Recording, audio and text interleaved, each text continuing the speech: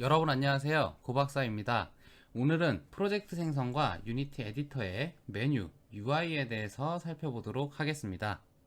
저번 시간에 배운 것과 같이 유니티 허브에서 유니티 에디터 설치나 삭제, 그리고 프로젝트 생성을 진행할 수 있습니다. 그래서 저희는 먼저 유니티 허브를 실행을 시키고 유니티 허브에 있는 이 프로젝트 탭, 이 탭에서 프로젝트를 생성하거나 아니면 기존에 작성했던 프로젝트를 열어서 다시 추가 작업을 진행할 수 있습니다. 프로젝트 탭에 바로 보이는 이 하얀색 공간이 기존에 작업했던 프로젝트들이 나열되어 있는 공간입니다.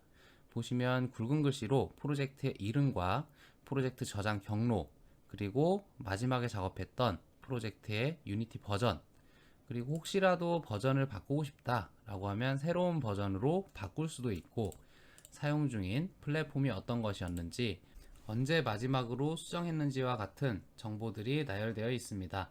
또는 여기에 다른 프로젝트, 다른 컴퓨터에서 가져온 프로젝트를 추가하고 싶다면 추가 버튼을 눌러서 해당 프로젝트를 등록해주면 프로젝트의 정보가 똑같이 추가되는 것을 확인할 수 있습니다. 자, 이제 저희는 새로운 프로젝트를 한번 만들어 볼 건데, 새로 생성 버튼을 누르게 되면 현재 활성화되어 있는 버전이 생성될 것이고, 옆에 세모 버튼을 누르게 되면 컴퓨터에 설치되어 있는 유니티 에디터의 모든 버전이 출력됩니다. 그럼 여기서 원하는 버전을 선택하면 해당 버전으로 프로젝트를 생성할 수가 있습니다. 저희는 2D나 3D, 보통 이 둘 중에 하나를 사용하게 될 텐데 지금은 3D로 한번 만들어 보겠습니다. 프로젝트의 이름은 New Unity Project 그대로 생성을 하겠습니다. 프로젝트를 생성하면 가장 상단에 프로젝트 이름, 씬 이름, 현재 플랫폼 정보, 그리고 유니티 버전 정보가 출력되고 바로 아래에 메뉴가 있습니다. 메뉴 아래에는 툴바가 있고 툴바 아래에는 뷰 영역이라고 하는 유니티 고유의 영역이 있습니다. 이 뷰는 각각 이름이 붙여져 있고 이름에 따라서 역할이 나뉘어져 있기 때문에 이 유니티에서는 이 뷰를 중심으로 어떤 프로젝트를 개발하거나 데이터를 확인하는 행위를 하게 될 것입니다. 제일 먼저 메뉴를 살펴볼 건데, 파일에서는 프로젝트나 씬을 생성 또는 저장할 수 있으며 빌드 세팅이라고 하는 메뉴를 통해서 저희의 프로젝트를 빌드할 수가 있습니다. 이 빌드한다는 것은 PC로 따지면 exe 파일, 안드로이드는 apk 파일, 이렇게 실행할 수 있는 실행 파일을 생성한다 라고 생각하시면 됩니다. 에디트에서는 현재 프로젝트에 다양한 설정을 할 수가 있습니다.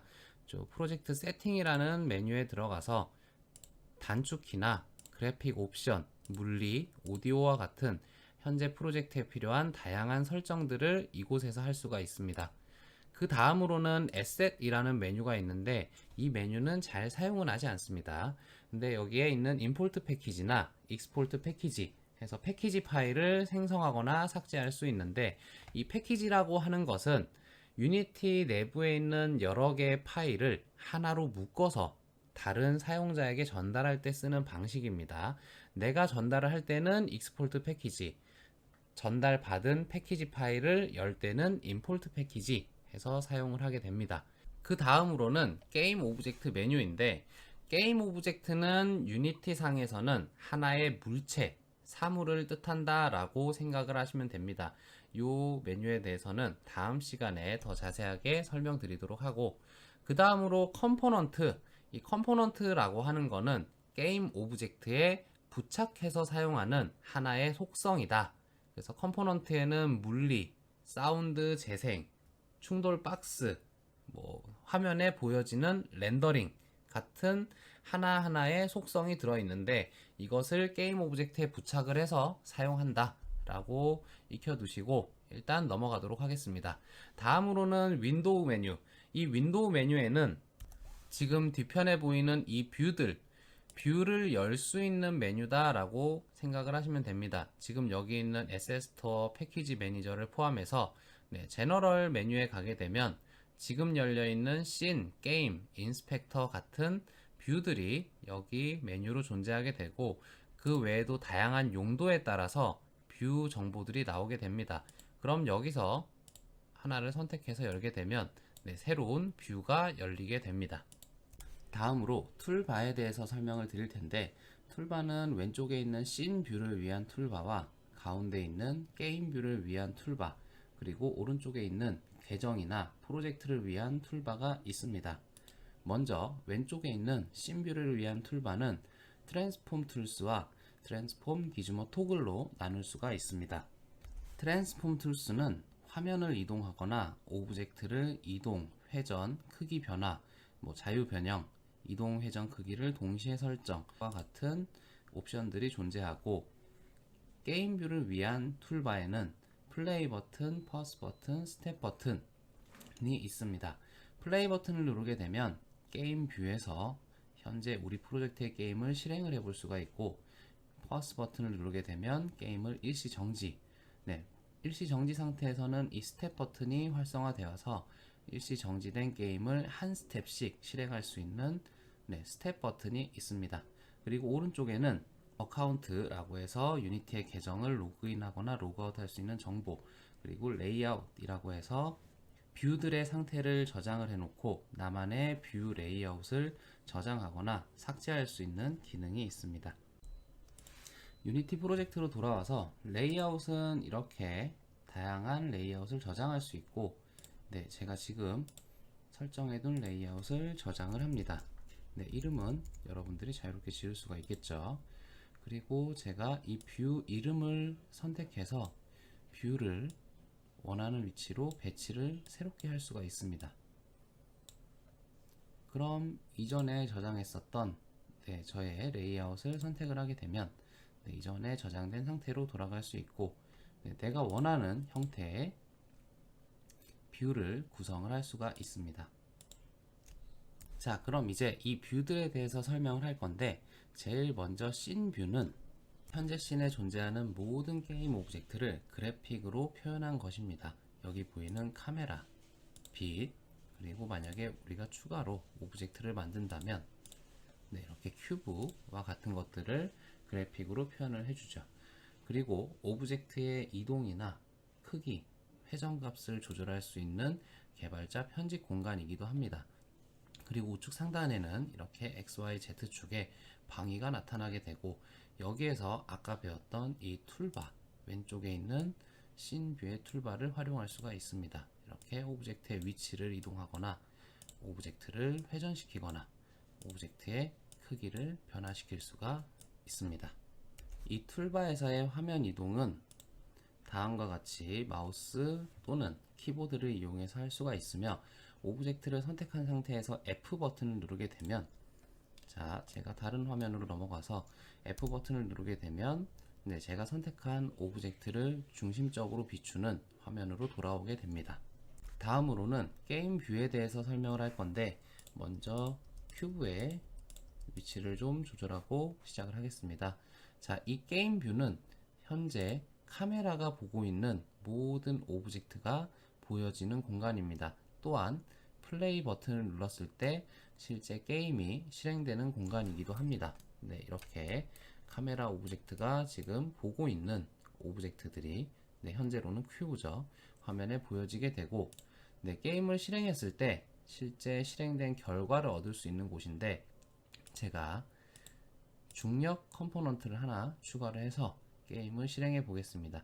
아직은 아무런 변화가 없지만 게임을 실행하게 되면 큐브가 아래로 떨어지는 결과를 얻을 수가 있습니다. 이처럼 실제 게임이 실행되는 화면을 확인할 수 있고, 뷰를 잠시 옮겨서 여기 보시면 이제 게임에서 사용할 수 있는 각종 옵션 버튼들이 있습니다. 다음으로는 인스펙터 뷰인데, 인스펙터 뷰는 씬 뷰나 하이어라키 뷰에서 오브젝트를 선택했을 때 이 오브젝트의 세부적인 정보를 나타내는 곳입니다. 물론 프로젝트 뷰에 있는 에셋 파일들을 선택했을 때도 이 인스펙터 뷰의 세부적인 정보가 나타나게 됩니다.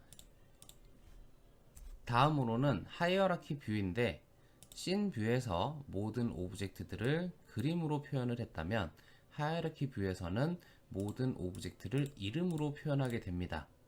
그리고 하이어라키라는 이름과 같이 오브젝트들이 계층 관계를 이룰 수가 있는데, 네, 지금 보실 때는 계층적인 구조가 없지만 만약에 제가 스피어를 큐브에게 드래그해서 가져다 놓으면 이렇게 한 단계 아래로 들어간 부모와 자식의 관계가 됩니다. 부모와 자식 관계가 되었을 때 자식이 움직이거나 회전하는 것은 아무 영향이 없지만 부모가 움직이거나 회전을 하게 된다면 자식이 따라서 움직이거나 회전하거나 크기가 변하게 됩니다. 이렇게 계층적인 관계를 표현할 수 있는 그리고 오브젝트의 이름을 확인할 수 있는 공간이 하이어라키 뷰입니다. 다음으로 프로젝트 뷰는 현재 우리 프로젝트에 필요한 모든 리소스 파일, 오디오, 이미지, 3D 모델링, 동영상 같은 모든 리소스를 관리하는 공간이라고 생각을 하면 됩니다. 여기서 주의해야 될 점은 프로젝트 뷰에 들어와 있다고 해서 현재 우리 게임에 영향을 미칠 수는 없습니다. 우리 게임에 영향을 주기 위해서는 이 하이어라키 뷰에 들어와 있는 상태여야지만 게임상에 표현이 된다거나 게임에서 어떤 영향을 줄 수가 있습니다. 이러한 프로젝트 뷰에서 사용할 수 있는 파일의 확장자들은 다음과 같습니다. 이미지의 경우 대부분의 이미지 확장자들이 다 적용이 되고 3D 모델 같은 경우도 대부분의 확장자들을 지원하지만 가장 좋은 것은 3D Max 마야에서 만든 FBX 파일이 호환성이 가장 좋습니다. 마지막으로 콘솔 뷰에 대해서 얘기를 할 텐데 이 콘솔 뷰는 우리가 필요한 정보를 출력을 하거나 물론 게임이 빌드되기 전 유니티 에디터 상에서 게임을 확인할 때만 사용할 수가 있습니다. 그리고 우리가 코드를 작성했을 때 오류가 난다면 이 콘솔 뷰에 빨간색 느낌표로 이런 것들을 잘못했다라고 오류를 표현해 주게 됩니다. 오늘 배운 내용을 PT로 한번 빠르게 살펴보고 끝내도록 하겠습니다. 프로젝트를 생성하는 방법, 프로젝트 열기, 그리고 유니티 에디터, 처음 프로젝트를 실행했을 때 화면, 툴바에 대한 설명, 그리고 각 메뉴, 파일, 에디트, 에셋, 게임 오브젝트, 컴포넌트, 윈도우, 헬프, 그리고 가장 기본이 되는 제너럴 뷰에 있는 씬 뷰, 씬 뷰에서의 화면 이동 또는 조작 방법, 그리고 게임 뷰, 인스펙터 뷰, 하이어라키 뷰, 이렇게 계층을 이룰 수 있는 방법까지, 그리고 계층 구조, 부모 자식 관계가 되었을 때 오브젝트의 이런 회전이나 크기 변화, 크기까지, 프로젝트 뷰, 그리고 프로젝트 뷰에 저장할 수 있는 파일 포맷, 그리고 콘솔 뷰까지 살펴봤습니다. 오늘 영상은 여기에서 마치도록 하겠습니다. 감사합니다.